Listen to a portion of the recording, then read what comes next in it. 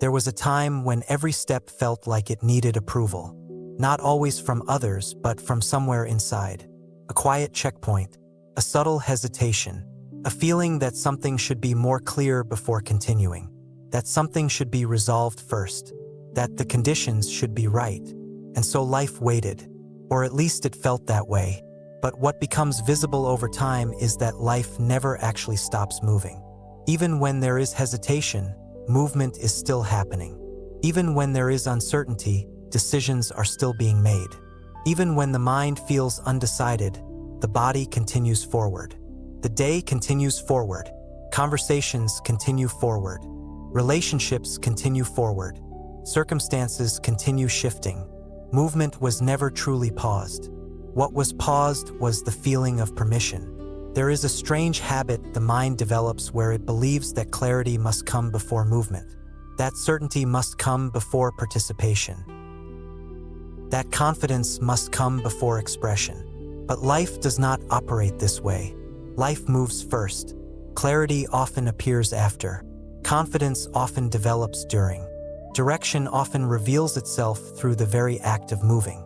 Movement is not the result of permission. Movement is what reveals that permission was never required. Much of the internal friction people experience comes from waiting for a feeling that signals readiness. Waiting for the moment when doubt disappears. Waiting for the moment when fear no longer appears. Waiting for the moment when everything feels aligned. But the pattern begins to show itself clearly. That moment rarely arrives in the way it was imagined. Instead, something else happens. Life begins moving anyway. And when it does, something surprising becomes obvious. The mind was never actually the authority on whether movement could happen. It was only ever a commentator. Thought can suggest hesitation, can present concerns. It can highlight possible outcomes, can present memories of past situations, can construct imagined futures. But none of these activities actually stop life from continuing. Breathing continues. Speaking continues, acting continues, learning continues, adapting continues, even uncertainty continues. Movement is already happening. And when this is seen clearly, something begins to relax. Because the pressure to feel ready begins to dissolve. The requirement to feel certain begins to loosen. The need to eliminate doubt begins to lose its authority.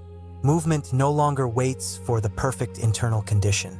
Movement becomes the environment in which clarity develops. There is a kind of intelligence present in life that does not require constant supervision. It does not require constant correction. It does not require constant reassurance. It does not require constant self-evaluation. It adjusts as it goes. It learns as it goes. It refines as it goes. It discovers as it goes. Most people can recognize this pattern when looking back. They can see moments where they felt unsure, but moved forward anyway. They can see moments where confidence was not fully formed, yet expression still happened. They can see moments where clarity was incomplete, yet decisions still unfolded. And often, those moments led to growth that could not have occurred through waiting alone. Waiting feels safe because it creates the impression that mistakes can be avoided, that uncertainty can be eliminated, that discomfort can be reduced. But waiting often becomes its own form of friction, because the imagined future that promises certainty continues to move further away. There is always one more thing to resolve, one more question to answer, one more concern to address, one more internal condition to fix, and life continues happening during that entire process. Movement does not begin when doubt disappears. Movement reveals that doubt was never a barrier to begin with. This is not about ignoring thought or dismissing concern. Thought is useful. Reflection is useful. Consideration is useful. Planning is useful. But none of these need to become prerequisites for participation in life. There is a difference between thoughtful movement and delayed living. When movement is postponed until every internal voice agrees, participation becomes restricted. Because thought rarely reaches complete agreement. There are always multiple perspectives available. There are always multiple interpretations available. There are always multiple possible outcomes available. The mind can always generate one more scenario, but life does not require every scenario to be resolved before continuing. Movement itself becomes the resolution, because action generates information that thought alone cannot provide. Conversation reveals nuance that imagination cannot predict. Experience reveals capability that doubt cannot measure. Participation reveals resilience that fear cannot anticipate. Movement reveals capacity. One of the subtle shifts that begins to occur over time is that movement becomes less dramatic. It becomes less symbolic. It becomes less tied to identity. It simply becomes part of living. Responding to an email, trying a new approach, speaking honestly, resting when needed, adjusting direction, learning a skill, allowing change, letting go of what no longer fits, beginning again, continuing again. Movement becomes ordinary, and something interesting happens when movement becomes ordinary. Fear loses some of its intensity, because movement is no longer treated as a high-stakes event. It becomes part of the rhythm of living. Much of the internal resistance people feel comes from the belief that movement must be correct the first time, that decisions must be optimal, that choices must produce predictable outcomes. But life does not require perfect decisions in order to continue unfolding intelligently. Life refines direction continuously. Feedback is constant. Adjustment is constant. Learning is constant. And this ongoing refinement does not require harshness. It does not require pressure. It does not require criticism. It requires participation. When participation increases, clarity increases. When clarity increases, unnecessary tension decreases. When tension decreases, movement becomes easier. And when movement becomes easier, life begins to feel more responsive.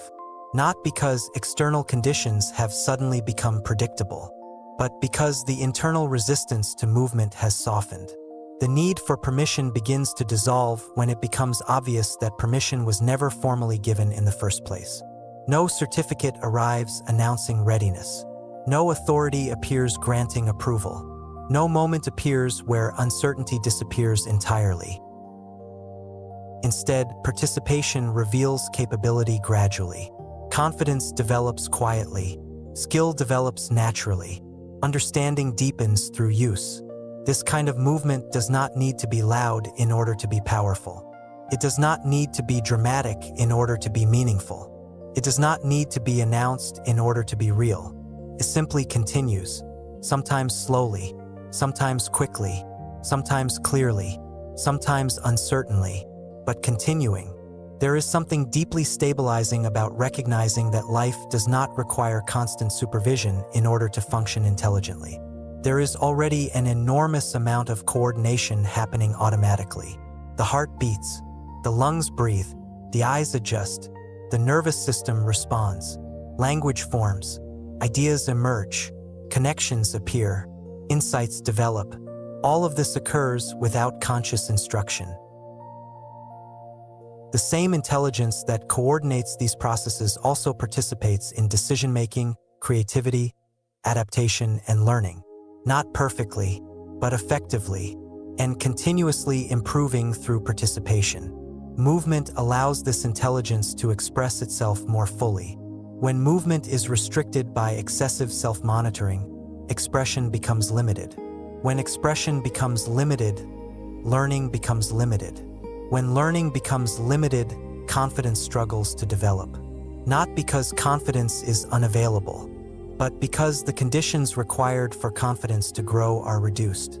Confidence is not constructed through thought alone. Confidence develops through lived experience, through participation, through repetition, through adaptation, through discovering that mistakes are survivable, through discovering that uncertainty is workable, through discovering that change is manageable, through discovering that capability expands through use. Movement is not a threat to stability. Movement is part of stability, because life itself is movement. Even stillness is part of movement.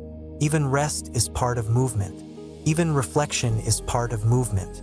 Everything participates in this unfolding process. Nothing stands completely separate from it.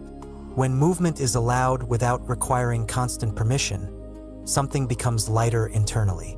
Decisions become simpler, expression becomes clearer, correction becomes easier, learning becomes faster, because less energy is being used to negotiate with hesitation. There is no need to eliminate thought in order to move. There is no need to eliminate uncertainty in order to participate. There is no need to eliminate doubt in order to act. These experiences can exist without controlling direction. Thought can continue offering suggestions. Emotion can continue offering information. Memory can continue offering perspective. Imagination can continue offering possibilities. All of these functions remain useful, but none of them need to become gatekeepers. Movement does not require unanimous agreement from every internal voice. It requires willingness to participate in life as it is. And something important becomes visible when participation increases. Life becomes more cooperative, not because everything becomes easy, but because the relationship with difficulty changes. Difficulty becomes information rather than obstruction. Uncertainty becomes exploration rather than threat. Change becomes adjustment rather than disruption. Movement becomes familiar rather than intimidating. Participation becomes natural rather than forced. There is less sense of needing to push life forward, and more recognition that life is already moving. The role shifts from forcing direction to responding intelligently, responding to what is here, responding to what is needed, responding to what is possible, responding to what is changing. Movement without permission is not reckless. It is responsive. It is adaptive. It is aware.